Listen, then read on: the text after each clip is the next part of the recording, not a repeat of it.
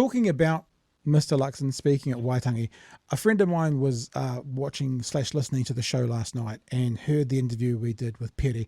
And when Peri talked about the speech that Luxon gave was not for Māori. It was obvious because the way he delivered it was not for Māori. And I had a person contact me and go, do you want to hear who Luxon's speech was for? Go to Newstalk ZB and listen to a couple of callers after the 5 o'clock show yesterday. So I did. So I'm going to play some stuff for you, Chewy. Now, I want to do a disclaimer here. And the disclaimer is this. This may not be a fair representation of the conversation that was on this radio station for the day after Waitangi Day. Or was it Waitangi Day yesterday? No, Waitangi Day. It may not be fair. Completely up for that. I used to work for them. I know the vibe of them.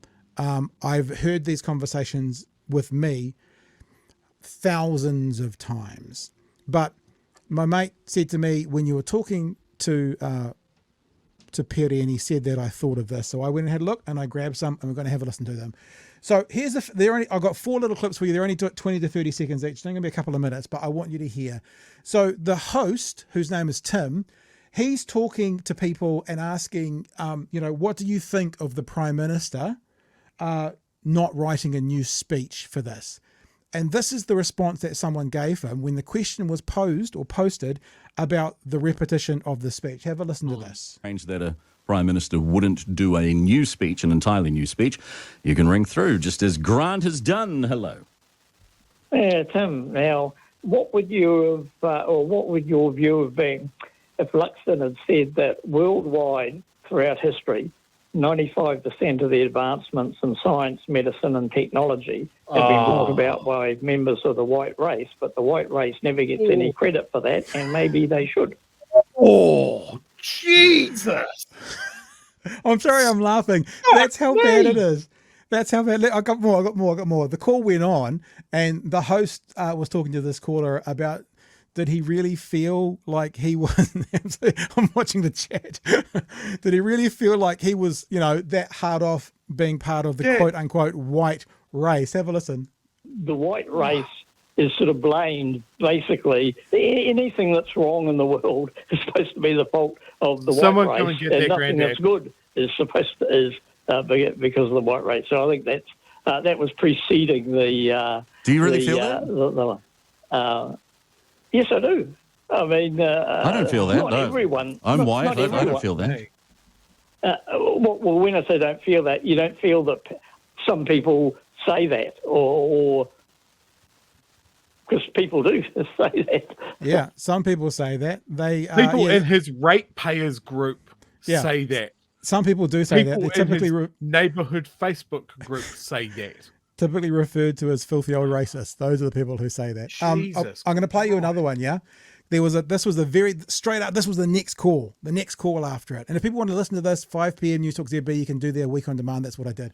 And the host was talking to a woman, and it was talking about, she defended Luxon's cut and pasting by basically doing whataboutism and putting down Jacinda Ardern. They're still out there. Have a listen. But we need to move forward as a country. And incidentally, you went on about the Prime Minister having a part of his speech, which was part of another speech that he used a couple of years ago. Last year. Well, hey-ho, Chris Hipkins said, be kind, be good. Well, shit, yeah, right. That happened to be something that Cindy said so many times. Why did you call her Cindy?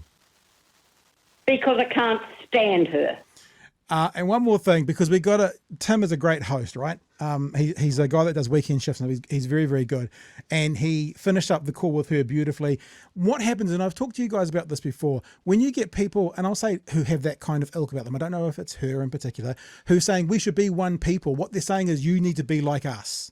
Right. To be one people, it's always be like me. You're doing it wrong. Yep. So there was a whole bunch of conversations around, let's do this, basically saying, let's do this on my terms. And this is the last 20 seconds of the conversation with her.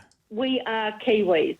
We have got, we we should be able to come to some sort of sense of social justice. We should be able to come to some sort of consensus of how we move forward.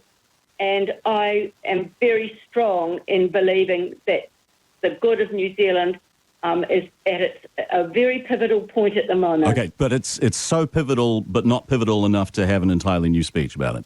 Thank you for the call. Tim's got to get a clap for that. It's all so important. It's the most important thing in the world, but not important enough to put a little bit more effort into your speech, Mr. Luxon. Chewy, I've heard that a few times. Look, actually, I've heard that 1,000 times because I used to work there. Trust me. But you're welcome to comment on that. So that's who, on some level, the kinds of people, not all, but that's the kinds of people that Christopher Luxon was making those speeches for. That's what I wanted to bring together.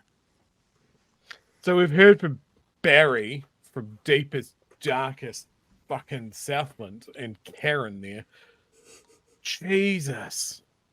Like, I've spent a lot of time hanging out with literal white supremacists in their forums and that sort of thing, and hearing the language, the hateful terms that they use. Yeah. And I guess for me, compartmentalizing it, you know it's out there, and you know that these people talk to each other like that when they think they're in a safe space. To hear someone call up New Zealand's most popular radio station, and go, woe is the white race. We never get any credit. No advancement on this planet has ever been made without the white man in control. That would not be out of order. That would not be out of place in those forums, like on fucking Stormfront or something. I am stunned. I am absolutely stunned by that. And then to hear Karen in the second call with such venom still in her voice.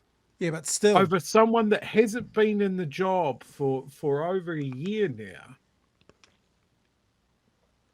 I know ZB is a viper's nest, and credit to that presenter for pushing back at Tim is a great guy.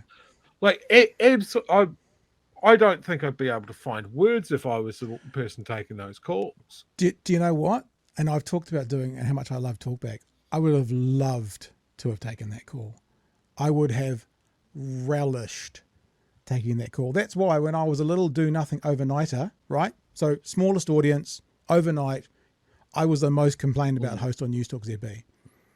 I would have been like, Barry, you've won a prize tonight for the best comment. Can I have your address, please? I'm going to be sending you a little something.